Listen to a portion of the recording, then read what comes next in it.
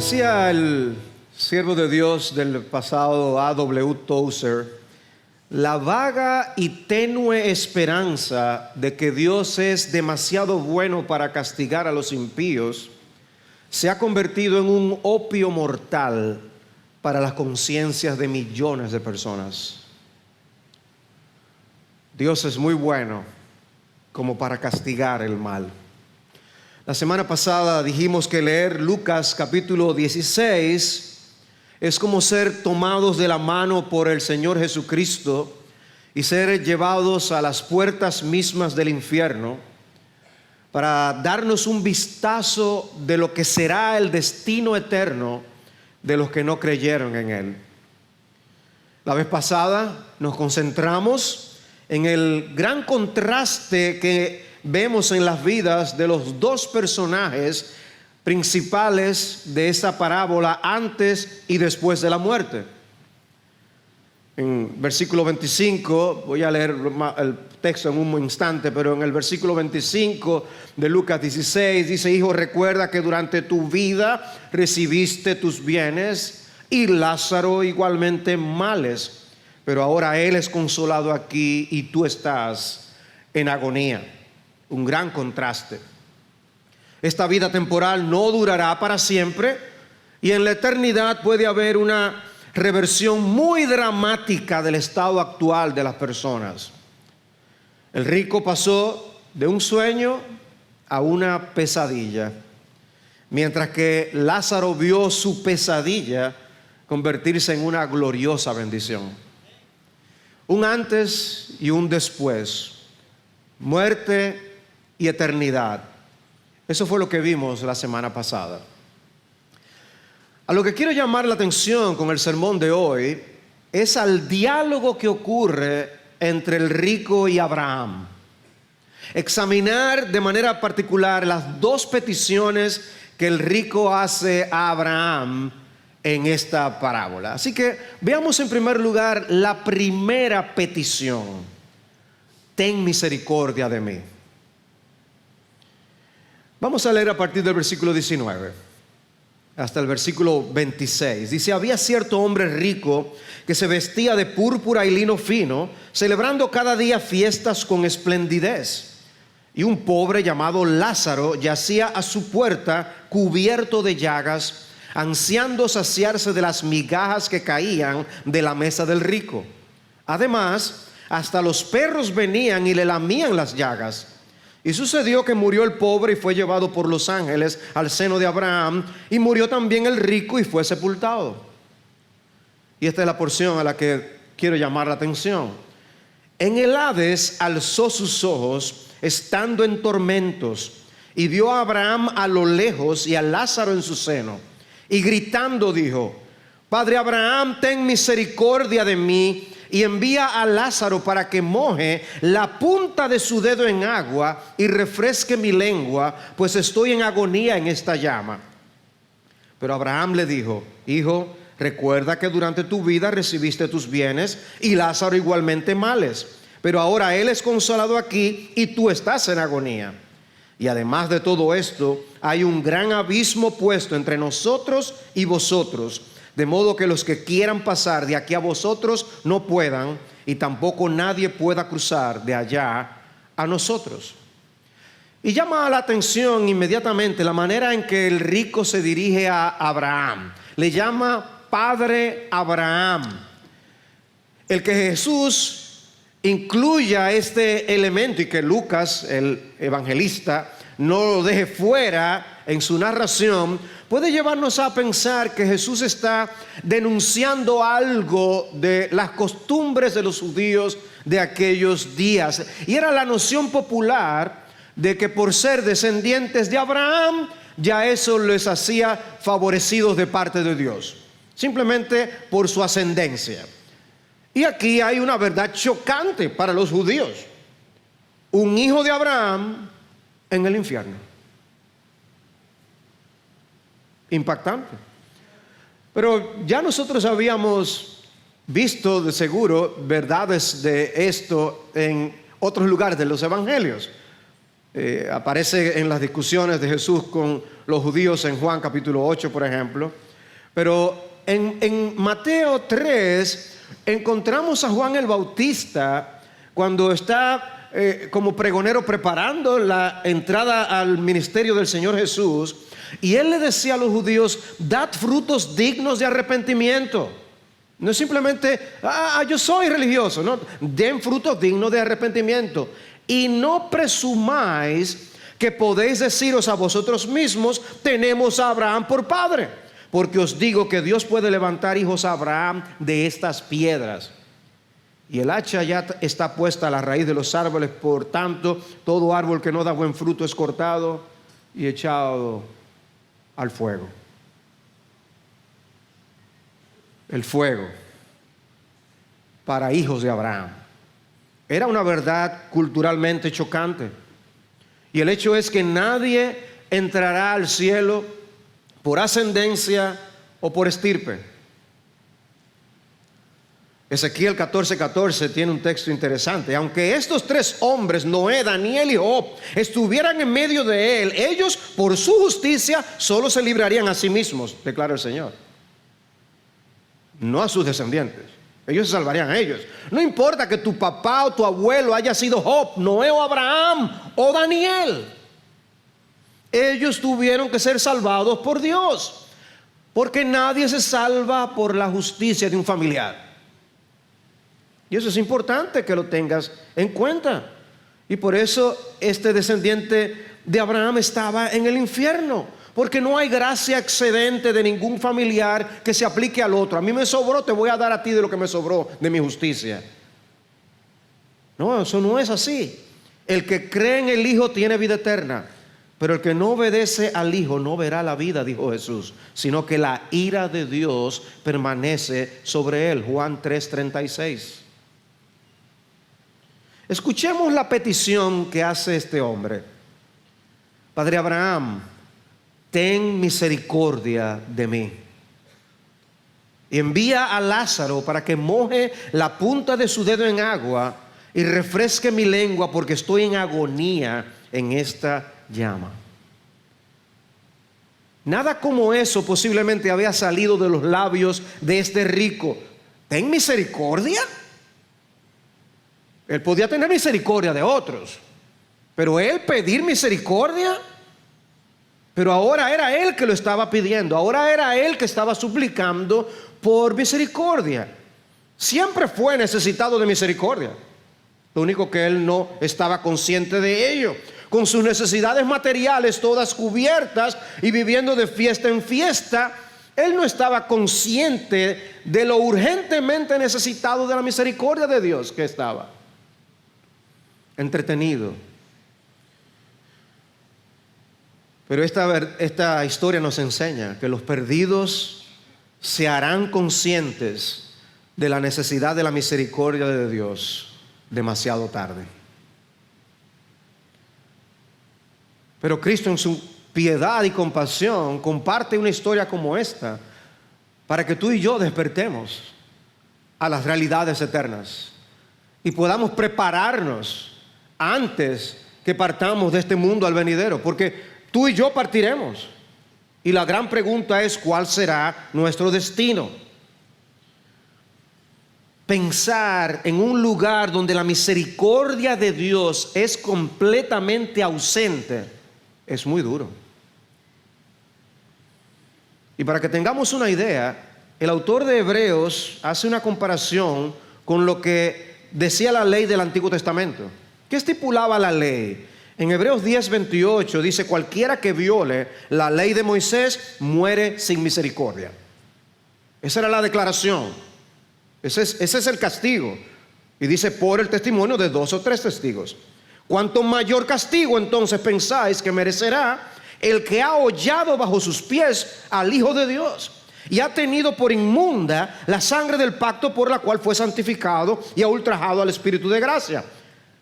Pues conocemos al que dijo: mí es la venganza, yo pagaré. Y otra vez el Señor juzgará a su pueblo. Y concluye: horrenda cosa es caer en las manos del Dios vivo.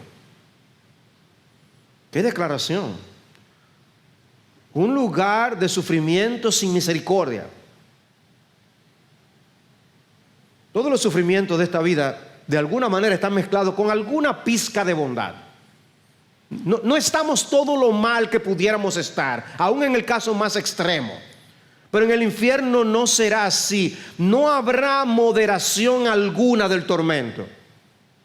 Y por esto este hombre clama por misericordia. Ten misericordia de mí. Él se apercibe de su necesidad de misericordia en un lugar ausente de misericordia, y eso por toda la eternidad. Y la respuesta tiene que haberle destruido. Hijo, recuerda que durante tu vida recibiste tus bienes y Lázaro igualmente males, y ahora él es consolado aquí, tú estás en agonía. La respuesta es negativa. Se le dijo: tu destino está sellado. El consuelo eterno está reservado para los que entren al cielo. Borra de tu mente la idea de que tu tormento algún día terminará, porque ni siquiera se aminorará. Pero de Lázaro, en contraste, se dice: ahora él es consolado aquí. Ese es el consuelo del paraíso. ¿Recuerdan lo que le dijo Jesús al ladrón en la cruz? Hoy estarás conmigo en el paraíso. De estar siendo crucificado junto con Jesús al paraíso. Es lo que jugábamos Capitolio, cuando se jugaba Capitolio y no Monopolio. Lo jugábamos Capitolio y decíamos: sin pasar por go, al paraíso. ¡Qué transformación! Otro cuya condición cambió en un instante. Dice Apocalipsis 21:3: oí una gran voz que decía desde el trono: he aquí, el tabernáculo de Dios está entre los hombres. Y así se está hablando del cielo. Y Él habitará entre ellos, y ellos serán su pueblo, y Dios mismo estará entre ellos. Él enjugará toda lágrima de sus ojos, y ya no habrá muerte, ni habrá más duelo, ni clamor, ni dolor, porque las primeras cosas pasaron. ¡Qué bendición! En ese lugar estaba Lázaro. Dios enjugará toda lágrima de sus ojos. Y recordamos la bienaventuranza de Mateo 5:4: bienaventurados los que lloran, porque ellos recibirán consolación. Y es lo que Cristo está compartiendo aquí en esta parábola, y las palabras que le respondió Abraham al rico: en el cielo habrá consolación. Y eso nos enseña dos cosas. Por un lado, que el cielo no está aquí, que aquí hay sufrimiento, aflicciones. En un sentido, llegaremos al cielo llorando, con los lagrimones llegaremos al cielo. De este lado del sol hay muchas tribulaciones, pero aprendemos en segundo lugar que nuestra entrada al cielo eliminará todas las razones que tuvimos para llorar. Y Dios enjugará todas nuestras lágrimas. En esta vida, lágrimas, aflicciones y dolores. En la gloria, paz, consuelo y dicha. Cambio. Aquí tribulación. Allá, como dice el himno, no habrá tribulación. En la mansión donde Cristo está, allí no habrá tribulación. Ningún dolor, ningún pesar que me quebrante el corazón. Allí no habrá tribulación, ningún pesar, ningún dolor. Feliz será mi corazón en la presencia del Señor. Pero el infierno será otra historia. Excluidos de la presencia del Señor, en el infierno no habrá consolación. Decía Richard Baxter, el puritano: el cielo pagará por la pérdida de cualquier cosa que hayamos podido perder para alcanzarlo, pero nada podrá pagar por la pérdida del cielo. Sí, Lázaro ya se olvidó de todas sus penas. Pero si tú llegas al infierno, te tendrás que olvidar todas tus alegrías. Hay 3 elementos de la condenación en el infierno que la palabra de Dios destaca: tormento, horror de conciencia y pérdida de Dios. Un lugar de tormento. 7 veces en el Nuevo Testamento Jesús destaca el infierno o lo identifica como un lugar de lloro y crujir de dientes. 7 veces solamente con esa expresión. Y ese lloro no habla de unas cuantas lagrimitas, se trata de gemidos de angustia. Algunos se sorprenden de la existencia de un lugar así, pero lo que más debería sorprendernos es que Jesús sea tan compasivo como para advertir a los hombres con antelación y que la gente piense que de alguna manera Él no está hablando en serio. Eso es sorprendente. El infierno es el lugar en el que se va a manifestar la ira retributiva de Dios. Dice el Señor: mía es la venganza, yo pagaré. Amados, no se vengan ustedes mismos, denle lugar a la ira de Dios, den espacio a la ira de Dios. Romanos 12:19. Y Pablo está citando el libro de Deuteronomio allí, que dice, Deuteronomio 32:35: mía es la venganza y la retribución, a su tiempo el pie de ellos resbalará, porque el día de su calamidad está cercano, ya se precipita lo que les está preparado. Y quizás alguno aquí que haya leído el sermón Pecadores en las manos de un Dios airado puede recordar que ese es el texto en el que Jonathan Edwards se basó para predicarlo, y específicamente la frase: a su tiempo el pie de ellos resbalará. Y la idea es: resbalarán y caerán. ¿Alguna vez tú te has dado un buen resbalón? Como el que me pasó a mí cuando estudiaba en el seminario en New Jersey. Se había formado hielo en las escaleras y ya ustedes se pueden imaginar todas las volteretas que yo traté de hacer para no caerme. Pero la caída era inevitable. No había nada que podía evitar mi preocupación en ese momento. Y lo que Deuteronomio está diciendo es, uno puede verse cuando uno se está cayendo casi en cámara lenta, como, y uno sabe que ya no hay nada que lo pueda aguantar. Dice: así mismo será tu caída. No habrá nada que pueda sostenerte de caer y de encontrarte en ese lugar de tormento.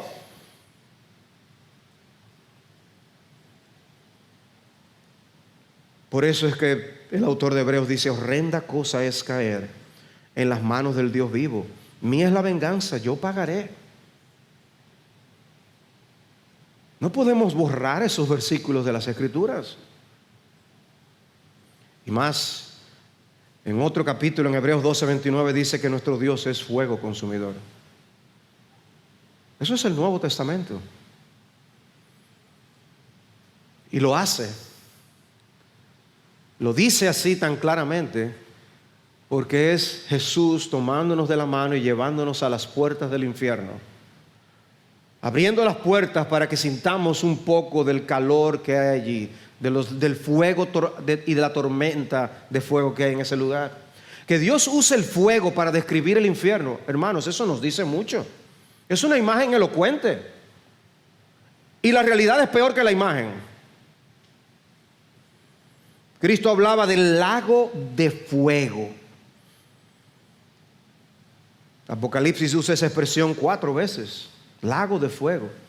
Llamó la atención la historia de un bisón que murió en el parque Yellowstone, porque entró inadvertidamente en uno de esos estanques de aguas ardientes, un lago de fuego prácticamente.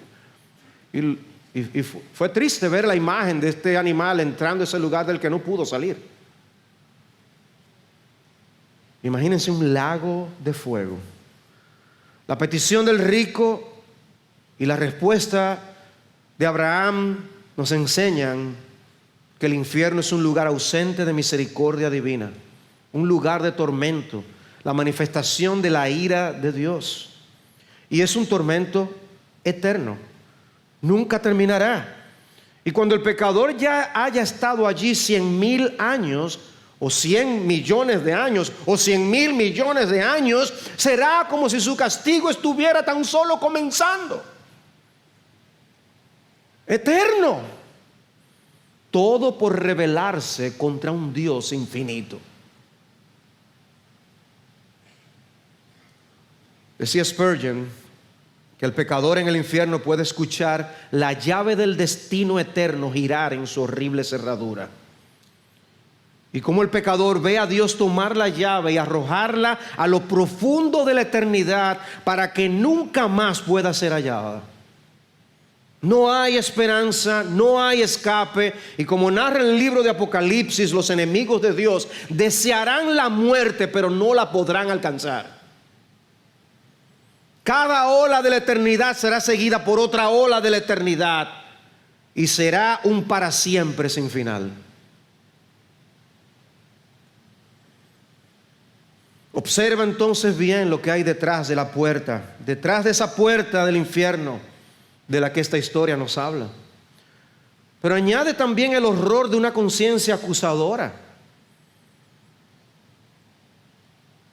Como si eso fuera poco, sin parar la conciencia te estará recordando que tú eres culpable por estar allí, que tú desperdiciaste oportunidades que te hubieran podido librar de ese lugar. En la obra Ricardo III de Shakespeare, el rey prácticamente queda paralizado por su culpa. Dice: mi conciencia tiene 1000 lenguas y cada lengua me recuerda una historia diferente y cada historia me condena como el villano. La obra de la conciencia, recordando al pecador lo que ha hecho en contra de Dios.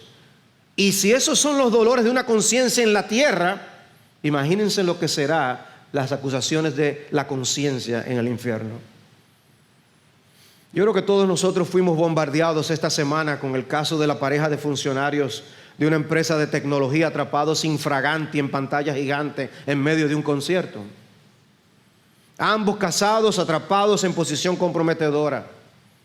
Y la cara que pusieron al darse cuenta de que estaban en pantalla gigante y el esfuerzo de esconderse inmediatamente después mostró con absoluta claridad que sus conciencias les decían que lo que estaban haciendo estaba mal.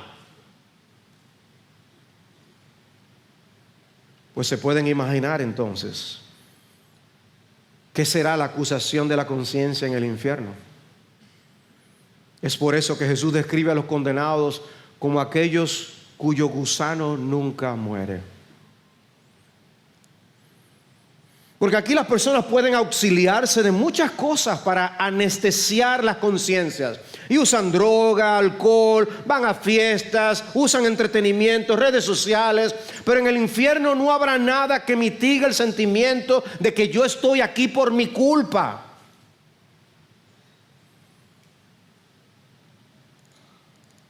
Esta vida es corta, como una gota en medio de un océano de eternidad. Y es muy mal negocio caer en un océano de tormento por una simple gota de placer. ¿Estás tú haciendo ese mal negocio? Pero añade a esto el hecho de que en el infierno habrá separación de Dios. Aquí hay oportunidad. Dios te invita a venir a Él. Cristo siempre decía: venid a mí. Hoy eres invitado y serás bienvenido a la presencia del Señor. La Biblia dice incluso que tú de enemigos puedes pasar a ser hijo de Dios creyendo en Jesucristo. ¡Qué oportunidad, qué privilegio! Pero el infierno es descrito como el lugar en el que ya Dios estará separado de ti por toda la eternidad. Segunda Tesalónica 1:9, excluidos de la presencia del Señor y de la gloria de su poder. O la expresión de Cristo: apartaos de mí. Eso será lo que escucharán las personas: apartaos de mí. Como el pecador no quiere ser perturbado y no quiere a Dios en su vida, el infierno no es más que Dios complaciendo al pecador eternamente con el deseo que tenía en vida de tenerlo a cierta distancia. Tú no quieres tener nada que ver conmigo, pues no lo tendrás. por toda la eternidad. Todos venimos a este mundo enemistados con Dios. Por eso el llamado a la reconciliación que el Señor hace. Reconciliaos con Dios. Y quien tiene las de perder es el pecador, el enemigo de Dios. Debemos hacer las paces con el Altísimo. Porque si morimos como enemigos de Dios, sellaremos esa enemistad por la eternidad. De manera que saca tu bandera blanca, ríndete y reconcíliate con Dios antes de que sea demasiado tarde. Porque el que se casa con el espíritu de este mundo será viudo por toda la eternidad. Dijo Jesús en Juan que los hombres aman las tinieblas y que no vienen a la luz para que sus obras no sean reprendidas. No, yo no voy a Dios porque es que me hace sentir mal, me hace ver mi pecado, me dicen lo que está mal, y el pecador se resiste a que le digan que algo está mal o el que tiene que hacer aquello otro. Amigo, baja las armas, ríndete y pídele a Dios que tenga misericordia. Esa fue la primera petición del rico. La segunda petición la tenemos en los versículos 27 al 31. Dice así el versículo 27. Entonces él dijo: te ruego pues, Padre, que lo envíes a la casa de mi padre, pues tengo 5 hermanos, de modo que él los prevenga, para que ellos no vengan también a este lugar de tormento. Pero Abraham dijo: ellos tienen a Moisés y a los profetas, que los oigan. Y él dijo: no, padre Abraham, sino que si alguno va a ellos de entre los muertos, se arrepentirán. Mas Abraham le contestó: si no escuchan a Moisés y a los profetas, tampoco se persuadirán si alguno se levanta de entre los muertos. La segunda petición es: envía a Lázaro a la casa de mi padre. Hay 3 cosas que podemos aprender de esta segunda petición y de la respuesta que recibió, por cierto. Y la primera es que mientras hay vida, hay esperanza. Lo que esta parábola nos enseña, y lo señalamos la semana pasada, es que después de la muerte el destino de cada uno está marcado, queda sellado. Dice por eso en el versículo 26, hay un gran abismo puesto entre nosotros y vosotros, de modo que los que quieran pasar de aquí a vosotros no puedan, y tampoco nadie pueda cruzar de allá a nosotros. Ya no había nada más que hacer por el rico. Lo que los vivos pensaran de él ya no importaba. Eso no cambiaba la realidad de su condenación. Y amigos, amar a alguien no significa que hay que canonizarlo cuando muera. El teólogo R.C. Sproul decía que además de las posturas de la justificación por las obras y la justificación por la fe, hay una tercera manera de justificación que las personas abrazan, y él la llamó justificación por muerte. Porque él decía que después que la gente se muere, todos empiezan a hablar maravillas del muerto. Dice: aparentemente algo pasa cuando se muere, porque todas las personas se convierten en justas al morir. Sin embargo, esta historia, junto con la enseñanza general de la palabra de Dios, nos muestran con absoluta claridad que no es así. Jesús no creía en una salvación universal. Jesús enseñó la salvación de los creyentes. Y en esta parábola, en lugar de mostrarse lo que los vivos hacen por los muertos, lo que Jesús nos muestra es la preocupación del rico por sus hermanos vivos. Te ruego pues, Padre, que lo envíes a la casa de mi padre, pues tengo 5 hermanos, de modo que él los prevenga, para que ellos no vengan también a este lugar de tormento. Habiendo comprendido que ya no había misericordia disponible para él, su atención entonces se torna hacia sus hermanos. O sea, él está consciente de que no solo puede hacer nada por sí mismo, sino tampoco puede hacer nada por sus hermanos. Pero otros quizás sí, quizás Lázaro pueda hacer algo. Envía a Lázaro, que les testifique, que les advierta. Y él habla de la casa de su padre, no de su padre. Probablemente ya había muerto su padre y él era quien había quedado a cargo de todo, incluyendo el cuidado espiritual de los hermanos. Cosa que él obviamente a la que no le dio importancia, porque ni siquiera se preocupó por su propia salvación. Y la respuesta de Abraham no es un no rotundo. La respuesta es: ellos tienen disponible lo mismo que tú tuviste disponible cuando tú estabas vivo, las Escrituras. Ellos tienen a Moisés y a los profetas, que los oigan. Y eso tiene dos implicaciones. Por un lado, si todavía tú no has abrazado el Evangelio de Cristo, procura hacerlo antes de que sea demasiado tarde. Primero, sálvate a ti mismo, para que tú vengas a ser un instrumento en las manos de Dios para la salvación de otros. Lo mejor que tú puedes hacer por tus hijos no es darles el pan material, sino el que a vida eterna permanece. Y está muy bien que tú le proveas a tus hijos, eso está bien.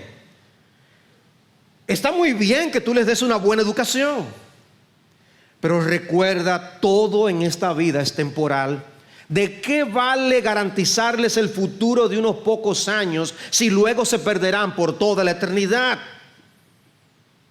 De manera que ahí también se aplica lo que dijo el Señor: ¿qué provecho obtendrá un hombre si gana el mundo entero pero pierde su alma? Se los das todo pero pierden su alma. Procura primero tu propia salvación y serás un instrumento para la salvación de tus seres queridos. Mientras haya la oportunidad, procura su salvación, pero sálvate también a ti mismo. Tu preocupación por ellos debe ser ahora.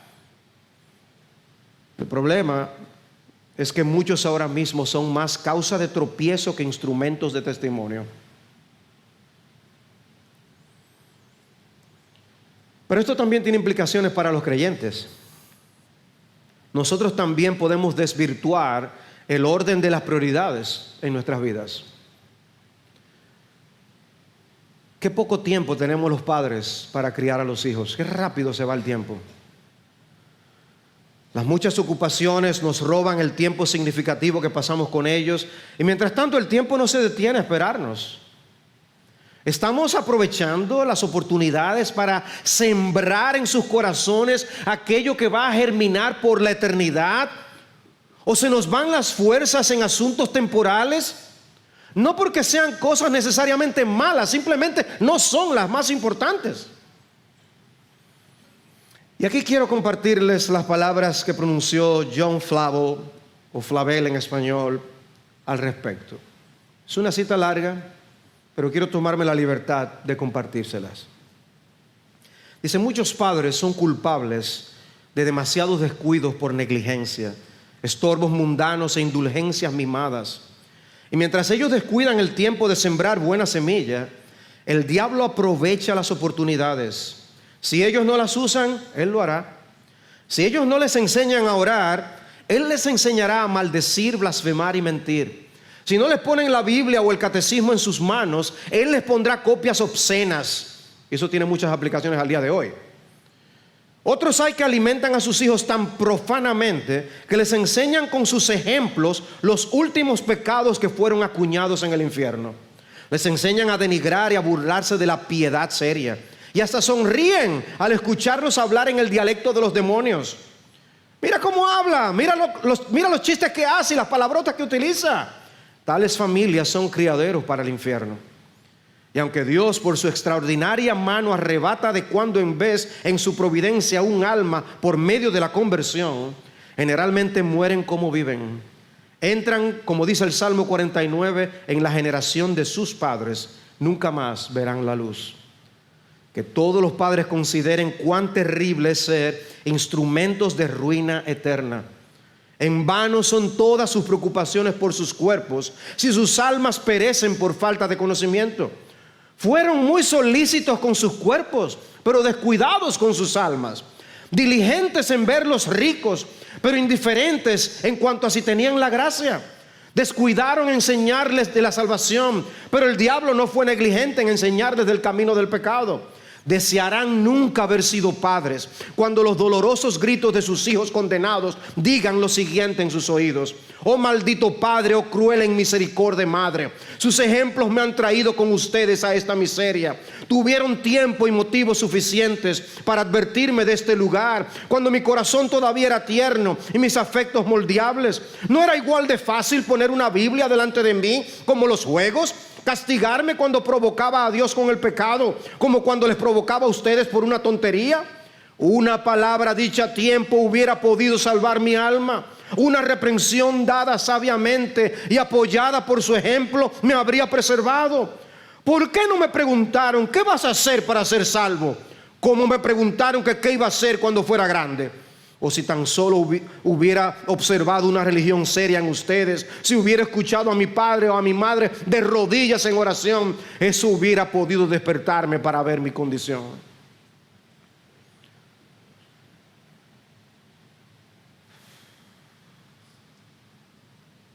Mientras hay vida, hay esperanza. Por amor a tus hijos. Por amor a tus hijos, vive la eficacia y el poder del Evangelio.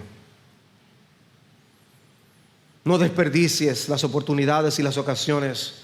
Aprovecha ahora mientras hay tiempo. Pero así como los padres podemos descuidar el encargo espiritual de la paternidad, también hay hijos que no saben aprovechar la oportunidad de tener padres que se preocupan del alma de sus hijos. Si te pierdes, tú solo serás el responsable y perecerás por lo inmenso de tu locura.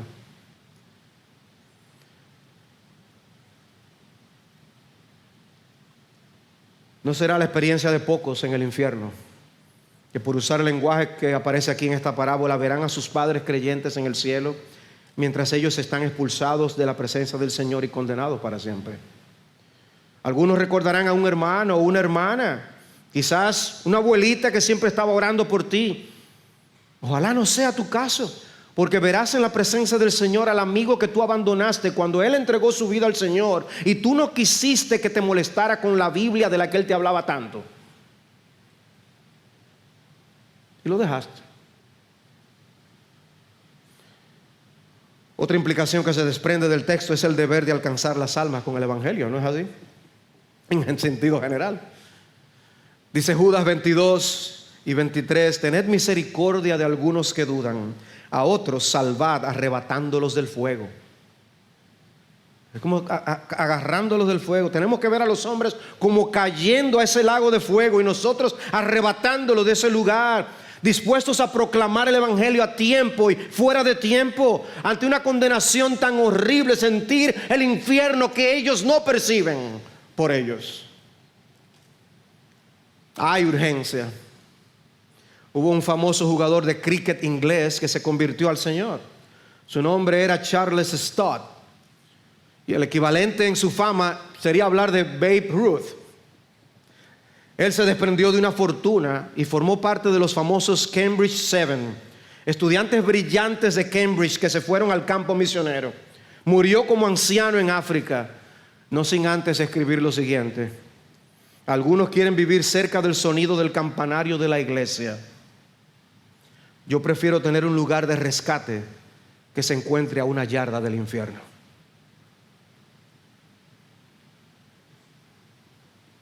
Compasión y misericordia por los perdidos. Otra cosa que aprendemos de esta segunda petición del rico es que el arrepentimiento es indispensable para la salvación. El arrepentimiento es indispensable para la salvación. No, Padre Abraham, sino que si alguno va a ellos de entre los muertos, se arrepentirán. ¿Qué es lo que está reconociendo este hombre? Bueno, por un lado, que lo que él no hizo fue arrepentirse. Yo no me arrepentí, por eso estoy aquí. Y por el otro lado, que sus hermanos tampoco se habían arrepentido. El interés del rico por sus familiares no era que vaya alguien y les diga que vivan vidas decentes. No. Él sabía que no era un asunto de mera moral. Él sabía que sus familiares necesitaban arrepentirse de sus pecados. El rico sabía lo suficiente sobre sus hermanos para concluir que no se habían arrepentido. Ven, a veces las personas tienen temor de decir al otro que tienen que arrepentirse, porque se va a ofender. Pero nos podemos imaginar a sus hermanos asumiendo el mismo estilo de vida que su hermano tenía. Quizás se aferraban a los mismos argumentos que él usaba. Yo no soy tan malo, yo ayudo a mucha gente, yo no he matado a nadie. ¿Arrepentirme de qué? Y hay personas que se acercan al evangelio no porque tengan una percepción de que son pecadores y que necesitan el perdón de Dios. Ellos andan detrás de paz, alegría y a veces estabilidad familiar. Quieren ir al cielo, pero no ven la seriedad del pecado. Y este hombre aprendió que él realmente no se había arrepentido. Él sabía muy bien que ninguno de esos argumentos era válido y que sus hermanos no eran inocentes. ¿Sabías tú que el arrepentimiento es absolutamente necesario para la salvación? Lucas 13:3, que fue leído por el pastor Marcos: os digo, si no os arrepentís, todos pereceréis igualmente. Palabras de Jesús. Hechos 17:30, que hace poco lo estudiamos en la serie de Hechos. Dios declara ahora a todos los hombres en todas partes que se arrepientan. Segunda de Pedro 3:9, Dios es paciente para con la gente, no queriendo que nadie perezca, sino que vengan al arrepentimiento. No dice, Dios lo va a pasar por alto, Dios lo va a meter todos los pecados bajo una alfombra, no se preocupen. No. Dice, lo que le está haciendo es paciente, pero dando oportunidad al arrepentimiento. Hay que arrepentirse.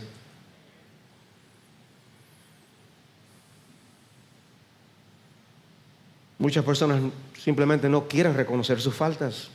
Y para arrepentirse hay que admitir lo que Dios piensa acerca de nuestros pecados y apartarnos de ellos. Proverbios 28:3, el que encubre sus pecados no prosperará, mas el que los confiesa y los abandona hallará misericordia. Debes ponerte de acuerdo con Dios con respecto a tu pecado. Muchos irán al infierno simplemente por no dar su brazo a torcer, por no reconocer que Dios tiene la razón. Me encanta esta cita de Thomas Brooks: Dios nunca enviará al infierno a aquel para quien el pecado es el infierno más grande en este mundo. Y luego dice, Dios solo hizo un infierno y es para aquellos para quienes el pecado comúnmente ha sido un cielo en este mundo. El pecado lo único que hará será llevarte al infierno. Arrepiéntete.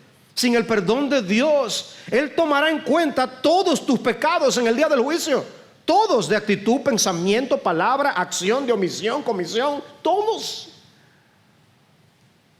¿Y quién podrá permanecer en pie delante de Dios si tiene que rendir cuenta por sus pecados? Ni tú ni yo. Cristo fue a la cruz del Calvario precisamente para solucionar ese problema. Él es la solución. Por eso muchos iban a bautizarse con Juan el Bautista. Y Juan el Bautista le dice en Lucas 3:7, dad frutos dignos de arrepentimiento.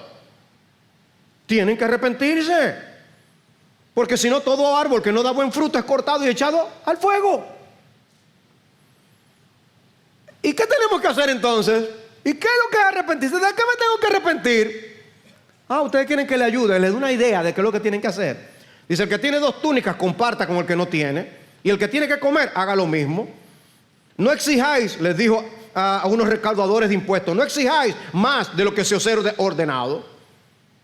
Tú quieres mostrar que tú te has arrepentido y tú trabajas cobrando impuestos, no cobres más de lo que debes. Y luego se aparecieron unos soldados también. ¿Y nosotros qué tenemos que hacer? Ustedes no extorsionen a nadie, ni acusen a nadie falsamente, y contentados con vuestro salario. Eso como que nos recuerda a los policías de hoy, ¿verdad? No le ponga a nadie algo para agarrar lo culpable, algo que le plantaste tú mismo. Parece que tampoco le pagaban mucho a ellos, a los soldados en aquellos días. Dice, contentados con vuestro salario. Muestren el arrepentimiento teniendo la satisfacción en Dios y no en el dinero. Y así cada quien tiene que mostrar los frutos dignos de arrepentimiento. ¿Ya te arrepentiste? Y en tercer lugar, hay una tercera cosa que aprendemos de esta segunda petición del rico, y es que las Escrituras son el instrumento provisto por Dios para la comprensión del Evangelio de la salvación en Jesucristo. Las Escrituras son el instrumento provisto por Dios para la comprensión del Evangelio de la salvación en Jesucristo. Cuando algunos escuchan el Evangelio, la manera en que buscan escapar de Dios es diciendo: tú tienes tu manera de interpretar la Biblia, yo tengo la mía. Pero el rico comprendió demasiado tarde que exponernos a la palabra de Dios es indispensable y que no se trata de mi opinión, sino de la de Dios. El rico quería que Lázaro fuera a advertir a sus hermanos, y la respuesta fue: ellos tienen a Moisés y a los profetas, que los oigan. No, padre Abraham, sino que si alguno va de entre los muertos, ellos se van a arrepentir. Se convirtió en teólogo. Él sabía qué iba a pasar si se levantaba un muerto y le aparecía a los hermanos. Y le responde Abraham: si no escuchan a Moisés y a los profetas, tampoco se persuadirán, aunque algunos se levanten de entre los muertos. No se van a arrepentir. Decía un comentarista: si un hombre no puede tratar a otro con humanidad teniendo el Antiguo Testamento en la mano y a Lázaro en la puerta, nada, ni un visitante del otro mundo, ni una revelación de los horrores del infierno le enseñarán lo contrario. Deja que la palabra de Dios te hable y abre tu corazón a la palabra. Ni siquiera el milagro de que alguien se levantara de los muertos puede sustituir el rol de la palabra de Dios. Porque la fe viene del oír, y del oír por la palabra de Cristo. Por eso la Biblia enfatiza tanto que somos regenerados por la palabra de Dios. La palabra de Dios da vida espiritual. Nosotros venimos a este mundo muertos en nuestros pecados, y la palabra de Dios puede generar vida en tu corazón muerto. Así salva a Dios, por medio de su palabra. Él tuvo acceso a esa misma palabra, le está diciendo a Abraham. Es la misma palabra que tú conoces, Moisés y los profetas. Y es como recordándole: tú no prestaste atención al mensaje, teniéndolo disponible. Y eso es lo que ellos tienen que escuchar, y es lo que todos nosotros tenemos que escuchar: la palabra de Dios.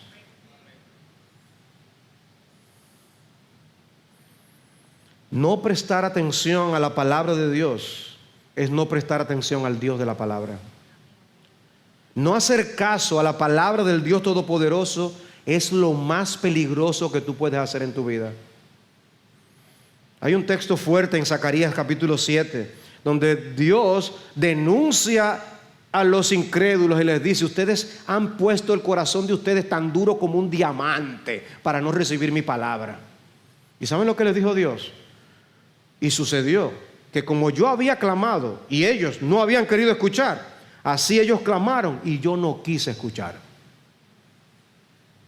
Y eso estaba viviéndolo el rico. Y ojalá no sea tu experiencia. Y también lo dice de manera fuerte Proverbios capítulo 1, cuando dice: cuando venga como tormenta lo que teméis y vuestra calamidad sobrevenga como torbellino, entonces me invocarán, pero no responderé. Me buscarán con diligencia, pero no me hallarán, porque odiaron el conocimiento y no escogieron el temor del Señor. No quisieron aceptar mi consejo y menospreciaron mi reprensión. Menospreciar la palabra de Dios es lo más peligroso que tú puedes hacer en tu vida. No esperes orar y suplicar después que te hayas muerto, como hizo este hombre, porque será demasiado tarde. Empieza a orar y a suplicar ahora. Detente, considera, no corras con locura en dirección al infierno. Corre más bien al cielo, porque los injustos no heredarán el reino de Dios. Y la Biblia coloca listas de pecadores que no entrarán al cielo, que serán arrojados al lago de fuego. Y tú encajas en más de una de esas categorías. Tienes que buscar el remedio, la solución del perdón de Dios en Cristo Jesús. La limpieza por medio de su sangre. A menos que tú vayas a la cruz de Cristo a implorar por su misericordia y perdón, tú formas parte de los que irán al lago que arde con fuego y azufre. El que no nace de nuevo no puede ver el reino de Dios. Una buena vida te puede mantenerte fuera de la cárcel, pero no del infierno. Para librarte del infierno necesitas a Jesucristo. Arrepiéntete de tus pecados y cree en Jesucristo. Da pena ver el ambiente de la puerta que está cerca de la salvación. Da pena porque algunos están caminando en dirección contraria. Da pena porque se están alejando de Dios. Da pena porque hay incluso algunos deambulando cerca de la entrada. Da pena porque muchos están caminando en dirección a la entrada, sin prisa, sin apresuramientos, tomándose su tiempo, cuando deberían entrar a toda prisa por esa puerta de la salvación. Alguien decía, lo aterrador del asunto es que para entrar en el infierno, todo lo que tú tienes que hacer es nada. Nada. Pero el consejo de Jesús es diferente. El pastor Marcos lo leyó en la lectura de Lucas 13. Esforzaos por entrar por la puerta estrecha, porque os digo que muchos tratarán de entrar y no podrán. Esforzaos. Eso no es algo para hacerlo caminando tranquilamente. Date prisa, no pierdas el tiempo, no desperdicies la oportunidad. Porque Jesús dice que un día esa puerta se va a cerrar y desearás con todo tu corazón haber entrado. Y entonces tendrás urgencia y no podrás. Allí será el llanto y el crujir de dientes cuando veáis a Abraham, a Isaac, a Jacob y a todos los profetas en el reino de Dios, pero vosotros echados fuera. Decía Juan Carlos Rail, el infierno no es otra cosa que la verdad conocida demasiado tarde. Ojalá que ese no sea tu caso.